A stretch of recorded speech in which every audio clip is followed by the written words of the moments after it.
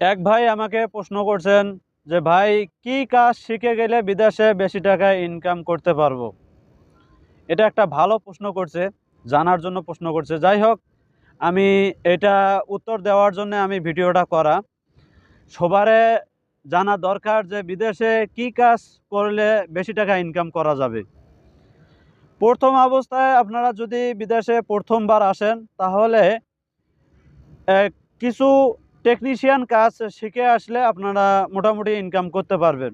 যেমন কারেন্টের কাজ যদি শিখে আসেন, ভালো একটা টাকা ইনকাম করতে পারবেন।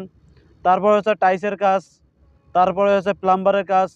এরকম কিছু টেকনিশিয়ানের কাজ যদি আপনারা শিখে আসতে পারেন, যে ধরনের টেকনিশিয়ানের কাজ হোক না কেন, আপনারা যদি শিখে আসতে পারেন, তাহলে বিদেশে আসিয়া ভালো একটা টাকা ইনকাম করতে পারবেন।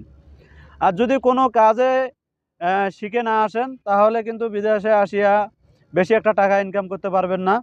এখানে কিন্তু আসিয়া লেবারি করতে হবে, আর লেবারের কিন্তু নিম্ন শ্রেণীর বেতন আর কি। একদমে কম টাকা ইনকাম করতে পারবেন লেবারি করিয়া।